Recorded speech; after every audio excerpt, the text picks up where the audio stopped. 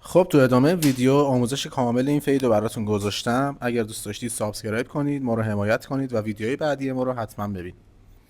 خب اول مو رو خیس میکنیم، یه مقدار به سمت جلو شونه میکنیم که حالت اصلی خودمون رو بگیره و شکستگیاش از بین بره.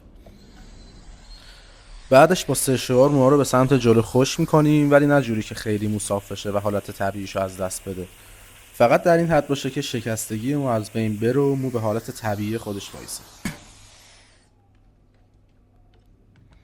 بعدش با استفاده از خط زن اون رو به سمت جلو شونه میکنیم. خطی که میخوایم بندازیم و یا به اصطلاح الگویی که میخوایم واسه فیدمون داشته باشیم و خطش رو در میاریم و دقت کنید که هر چقدر تمیزتر و بهتر این خط رو بندازید باعث میشه که فیدتون خیلی تمیزتر و بهتر در بیاد و در آخر هم فاینال کارتون خب 100% خیلی بهتر میشه. خب من یه مقدار سرعت ویدیو رو بیشتر میکنم که معطل نشیم. خب همونطور که میبینید کل ما رو زدیم و تقریبا هیچی نمونده. بازم میایم یه مقدار خطش رو تمیزتر میکنیم و حتی کوچکترین پله‌ای هم که رو مو مونده رو از بین میبریم. همونطور که میبینید کامل تمیز میکنیم، تقریبا هیچی نمیمونه. تو مرحله بعدی با استفاده از شماره 3 ماشین پاناسونیک من استفاده میکنم و همون الگویی که انداختم و تقریبا 1 سانت میام بالاتر. البته بستگی به نوع فید یا جنس مویی که هستش داره.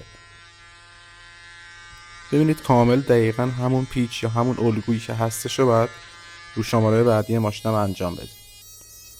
یه مقدار تمیز میکنیم کارو و یکم هم قسمت بالای مو رو به حالت اوریب ماشین رو میکشیم که خطمون یه مقدار محو بشه که مرحله بعدی راحت تر باشه کارمون. خب دوباره از اول میزنیم که هم یه سری از موهایی که باقی مونده رو بزنیم، چیزی نمونه و کارمون تمیزتر شه، همین که خطش یه مقدار صافتر کنیم و بهتر بشه. در واقع اول حجم مو رو میگیریم و یه مقدار مو رو خلوت میکنیم، بعدش میریم کار ریزه‌کاری رو انجام میدیم. خب حالا یه باد میگیریم رو مو که ببینیم چیکار کردیم و زمینه کارمون تمیز باشه. بعدش با استفاده از شماره 1.5 ماشین که من ماشین ویپر والو استفاده میکنم، همون خطی که با ماشین قبلی زدیم و شماره 3 زدیم آوردیم بالا رو همون رو یه مقدار پایین‌تر با همین ماشین به همون صورت حالت اوری بالای مو رو فید میکنیم. میبینید حالت دست یه مقدار حالت اوری هستش که کارمون رو خیلی راحت تر میکنه و تقریبا یه کار خیلی مهمیه که بعد انجام بدیم. و اینکه سعی کنید تا جایی که میشه حالت گردی یا همون الگویی که انداختید رو مو رو تا آخرین مرحله کارتون حفظ کنید. میبینید الان دقت کنید میبینید که حالت گرد هستش و همون خط با شماره 3 و شماره 1.5 دقیقاً به همون صورت ما فیدش کردیم. و با استفاده از گوشه تیغه ماشین یه سری موهایی که مونده که بستگی به جنس مو یا شونه یا ماشین اصلاحی که استفاده میکنید داره، اونا رو از بین میبریم که کارمون تمیزتر شه. تو مرحله بعدی با شماره 7 خط صفرمون رو کم کم محو میکنیم و همونطور که میبینید هنوزم به حالت اوریب و نامنظم تقریبا میشه گفت خطمون رو محو میکنیم که یه حالت طبیعی بده و پله‌ای نمونه رویمون. ببینید یه نکته‌ای که هستش، یه مدل از فیدی که هستش ما میزنیم اینه که ما مو رو از کم به زیاد اصلاح میکنیم یا کوتاه میکنیم که حالت فید میگیره. یه مدل هم که مو رو حالت یکی در میون به اصطلاح میشه گفت یکی در میون کوتاه میکنیم یا میزنیم دونه های مو رو که باعث میشه فید دیده شه یا حالت سایه دیده شه اصطلاحا و خطش از بین بره، که هر دوی اینا بستگی به جنس مو داره کدوم بعد استفاده شه و معمولا بیشتر جنس موها هر دو مدل باید استفاده شه. فقط اینکه حالا یه مقدار بیشتر کمترش دیگه بستگی به جنس مو و ماشین اصلاحی که استفاده میکنید و صد البته سلیقه شما و مشتریتون داره. و همونطور که میبینید هیچ قانونی وجود نداره که بگید باید این کارو کنید، مثل یه نقاشی میمونه، همینجوری نگاه میکنی هر جا که احساس کردی باید کوتاه‌تر شه که فیدتون بهتر دیده شه و زاویه گردی فیدتون بهتر دیده شه اون کارو انجام میدید.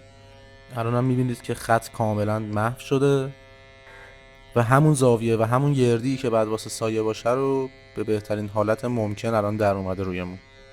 وقتی میگم هیچ نظمی یا هیچ قانونی نداره، الان میبینید که با 7 دارم بالای مو رو میزنم و ممکنه تو مرحله بعدی من بخوام با شماره 1.5 حتی پایینتر مو رو بزنم که میگم بستگی به جنس مو و بافت مو داره. اصلا اینجوری نیست که من بگم حتما باید مثلا شماره 1.5 باشه، پایینترش شماره 7 باشه. هیچ قانونی وجود نداره.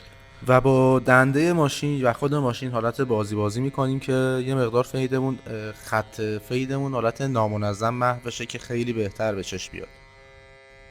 و واسه خط صفر و خطی که تقریبا با خط زن افتاده رو اگه بخوایم محو کنیم، یه مقدار پوست سر رو میکشیم که هم وسیع تر باشه خط فیدمون رو که میخوایم محو کنیم، هم راحت تر باشه و یه مقدار هم بهتر میشه تا ماشین راحت تر بگیره مو رو. خب تو مرحله بعدی من خط زن رو برمیدارم و با استفاده از شونه ماشین یه مقدار بالای خط فیدمون که ماشین نخورده و نسبتا مو بلنده، یه مقدار میگیرم که حالت اضافیاش اب بین بره، اون خطی که میخوایم و اون سایه فیدی که میخوایم رو داشته باشیم. و دقت کنید که تقریبا مو کوتاه نمیشه، فقط اضافیاش گرفته میشه و تقریبا میشه گفت هم سطح میشه. و دقت کنید که فقط دور مو رو کوتاه کنید و از بالاتر از خط فرق که قسمت بالای سر میشه رو اصلا نباید کوتاه کنید. فقط در حد این باشه که مو کوتاه بلند نباشه، یه نظمی به مو میدیم که سایمون یا فیدمون خیلی قشنگ تر دیده شه. تو مرحله بعدی من قیچی پیتاژ استفاده میکنم. با استفاده از شونه کار و قیچی پیتاژ قسمت نوک مو رو خیلی کوچیک یه مقدار میزنیم و باعث میشه که سایمون یه مقدار سایه روشن شه و قسمت توسی رنگ سایمون خیلی بهتر دیده بشه. دقت کنید که نوک مو باید باشه و هیچ قانونی هم نداره، هر جا احساس کردید که نیازه کم کم میزنید، بعد چند ثانیه میاد عقب‌تر نگاه میکنید، اگر نیاز داشت دوباره بیشتر و همینطوری ادامه میدید تا حدی که احساس کنید کافیه. یه نکته‌ای که بعد بهتون بگم، هر مرحله از کارو که انجام میدید سعی کنید به بهترین نحو ممکن انجام بدید که تو ادامه کارتون تاثیر خیلی زیادی داره. و هر مرحله رو هر چقدر تمیزتر و بهتر انجام بدید، هم فید یا سایتون بهتر میشه، همین که تو ویدیویی که آخر کار میخواید بگیرید فیدتون خیلی بهتر به چشم میاد. همونطور که الان میبینید من با شونه ریستر، شونه کار ریستر، قسمتایی که میخوام کوتاه‌تر باشه یا کوتاه‌تره رو لکه گیری میکنم و اینکه شونه کار و لوازمی که کلا مصرف میکنید خیلی مهمه و خیلی به چشم میاد تاثیرش. خب تو این مرحله تقریبا فید ما بیشتر کاراش انجام شده، تقریبا 80% انجام شده. با شیور پایین مو رو کاملا سفید میکنم و با استفاده از همون شیور خط صفر رو محو میکنم. دقت کنید که موقع استفاده از البته تمام وسیله ها فشار دست خیلی مهمه، ولی تو شیور خیلی بیشتر به چشم میاد چون شونه ای نداره که بخواد بهش بخوره بلندتر یا کوتاه‌تر مو رو اصلاح کنه و کل کار بستگی به فشار دست شما داره. و قسمت‌های بالاتر رو به صورت ضربه‌ای انجام میدم که موها رو اصطلاحاً یکی در میون کوتاه کنه و پله‌ای نمونه. و یه نکته خیلی مهم دیگه‌ای هم که هستش، کشش مو. می‌بینید که من مو رو پوستو میکشم و باعث میشه خیلی راحت‌تر بخوام این کار رو انجام بدم و درصد خطا رو به شدت کاهش میده. همونطور که می‌بینید قسمت‌های بالای مو که با شماره حدوداً 1 تا 1.5 هم کوتاه شده، من با استفاده از شیور لکه‌گیری می‌کنم که اونم بستگی به جنس مو داره، چون که ماشین اصلاح خیلی از موها رو ممکنه نگیره یا تو شونه ماشین نیاد و کوتاه نشه. و دقت کنید که شیور تقریبا میشه گفت مهمترین قسمت اصلاح هستش که سفیدی فید رو به چشم میاره و خیلی مهم و تقریبا میشه گفت کارو تموم میکنه و باعث میشه که اون سفیدی به چشم بیاد و فید شما خیلی بهتر هم دیده بشه، هم تو ویدیوهاتون خیلی بهتر بیفته و یه فاینال کار فوق العاده جذابی داشته باشید. همونطور که میبینید با برس فید من تونتون مو رو تمیز میکنم. این کار باعث میشه که مو اضافه رو مو پوست نمونه و باعث خطا نشه و با شیور کامل همه موها رو میزنم. تو مرحله بعدی با استفاده از خط زن آنکادر مو رو انجام میدم و خیلی هم مهمه، چون آنکادر باعث میشه که قسمت شروع تا تموم شدن فیدتون معلوم شه و اون حالت گردی که واسه فیدتون انجام دادید رو خیلی بیشتر و بهتر به چشم میاره. خیلی از دوستان رو میبینم که به آنکادر مو اصلا توجهی نمیکنن و خیلی سریع این کار رو انجام میدن و یه موضوع پیش پا افتاده واسهشون هستش، ولی خب برعکسه، کاملا برعکسه، چون که آنکادر مو باعث میشه کار شما خیلی بهتر دیده بشه. همونطور که میبینید من خیلی دقت میکنم و با دقت کامل حتی یک دونه تار مو هم نمیذارم بمونه، چون که میدونم به چشم میاد و تاثیرگذاره تو کارم. خب همونطور که میبینید من تو مرحله بعدی با استفاده از شیور همون خط آنکادری که انجام دادم و با استفاده از شیورهای کوچیک‌تر خط آنکادر رو در میارم. اگه هم شیور نداشتید میتونید با تیغ این کار رو انجام بدید، خیلی تمیزتر انجام میشه. و میخوام که ببینید چقدر مهمه این موضوع واسه فیدتون و زاویه صورت و فیدتون رو خیلی بیشتر و بهتر نشون میده و چند برابر کارتون رو تمیزتر واسهتون در میاره. خب تقریبا میشه گفت که فید ما تا 90% تموم شده، فقط یه سری ریزه‌کاری داره که آخر این مرحله انجام میدم. میریم سراغ فید ریش. و این فیدی که الان واسه این ریش انجام میدم باعث میشه که زوایای صورت خیلی بهتر و قشنگتر دیده بشه. و اگر صورت رو از روبرو نگاه کنیم یه حالت بیزی شکل که خیلی قشنگ میشه و زاویه فک بیرون میفته رو میتونیم تماشا کنیم. مرحله اول الگوی اصلاحمون رو میزنیم یا الگوی فیدمون رو میزنیم و با استفاده از ماشین و شونه شماره 3 یک سانت تقریبا پایین ریش رو میگیریم و انتهای ریش به سمت گوش رو یه مقدار میاریم بالاتر که یه حالت گردی داشته باشه و زاویه فک صورت دیده بشه. خب تو مرحله بعدی با استفاده از شونه شماره 1.5 یه مقدار بالاتر از همون خطی که زدیم و میزنیم و همونطور که میبینید خطش داره محو میشه. فقط این که قسمت که سمت گوش هستش یا انتهای ریش رو یه مقدار بالاتر میگیریم که همون حالت گردیه باشه. دقت کنید که هر چقدر شماره شونه ها پایین تر میاد حالت گردی و زاویه ماشین باید بیشتر باشه. تو این قسمت با استفاده از شماره 7 خط صفرمون رو محو میکنیم. تو این مرحله من ماشین اصلاح هم عوض میکنم و با استفاده از ماشین اصلاحی که تیغه تیپر داره این کار انجام میدم و خط صفرمو محو میکنم، به این دلیل که ریشای دوستگو عزیزمون یه مقدار کم پشت هستش و تراکمش کم هستش و با تیغه تیپر خیلی راحت تر میشه این کار رو انجام داد و باعث میشه که کم پشتی ریش کمتر بهش بیاد. و تو مرحله بعدی هم با استفاده از ماشینی که تیغه فلت داره خط صفرمو محو میکنم. تقریبا میشه گفت با استفاده از دوتا شونه ماشین، دوتا تیغه ماشین کارمون رو انجام میدیم، هم فلت هم تیپر. ترکیب این دوتا با هم یه مجموعه منظم از بی‌نظمی تو موهاتون درست میکنه و باعث میشه که خیلی جذابتر و طبیعی‌تر به چشم بیاد. تو مرحله بعدی با استفاده از شونه ماشین و شونه ریز قسمت‌های پله ریشمون رو برمی‌داریم. دقت کنید که هم واسه دور مو هم واسه ریش شماره 3 به پایین رو میتونیم با ماشین استفاده کنیم، شماره 3 به بالا رو البته سلیقه‌ایه ولی من خودم با استفاده از شونه ماشین محو میکنم که کار دستی تر میشه و خیلی طبیعی تر و قشنگ تر میشه و یه سری قسمت هایی که پر و خالی هستش و اینجوری خیلی راحت تر میتونید پوشش بدید. تو مرحله بعدی خط آنکادر ریش رو انجام میدیم. دقت کنید واسه اینکه خط زیر رو بتونید پیدا کنید و خط زیر رو بهتر بندازید که زاویه ریش بهتر دیده بشه، دقیقاً قسمتی که گردن از فک جدا میشه یا تقاطع دقیقاً فک و گردن رو خط بندازید.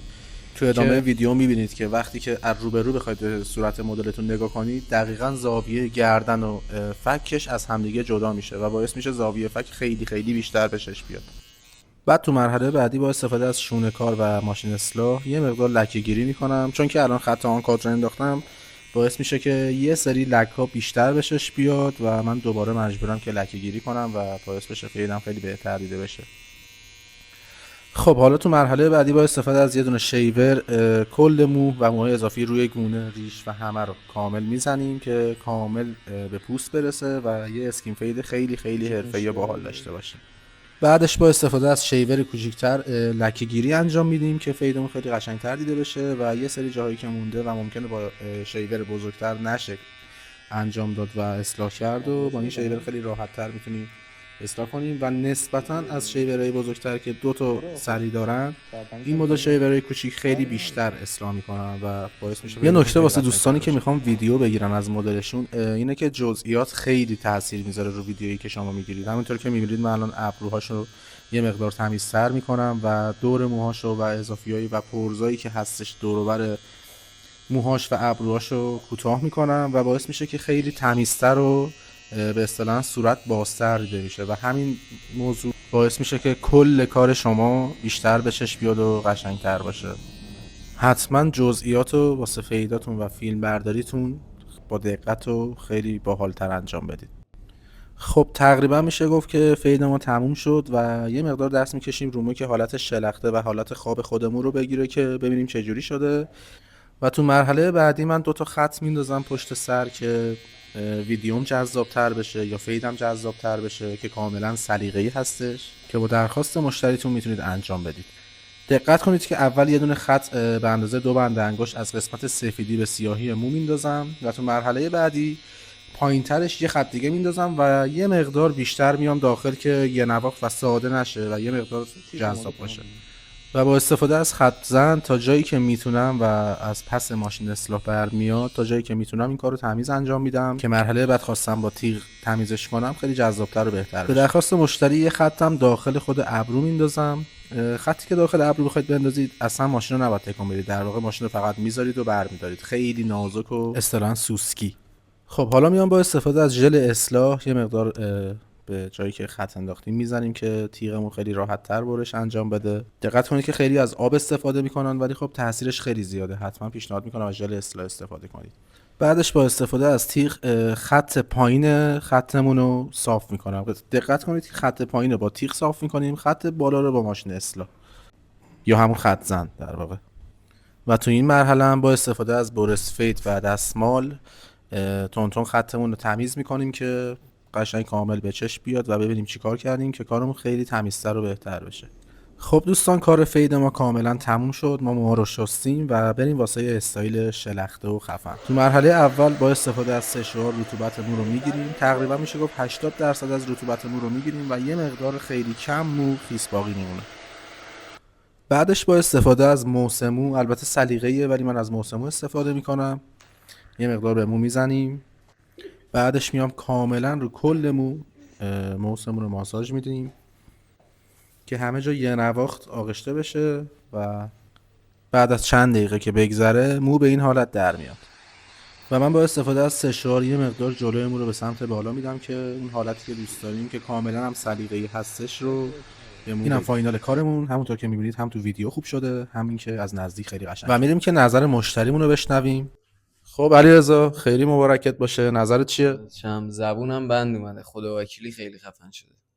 خیلی مبارکت باشه. ویدیوش هم که گرفتیم تو یوتیوب آپلود کردیم آموزششو. علیرضا کلا موهات چقدر طول کشید حدودا؟ تقریبا یه 40 دقیقه اینا زمان برد فکر کنم. 40 دقیقه واسه این فیت دوست داشتی پس دیگه. آموزشش خودت هم میری ببینی بعدم واسه خودت بزنی؟ نه کس خودم میگه. نمیتونی که بزنی، میتونی بری ببینی خودتو لذت ببری. مبارکت باشه.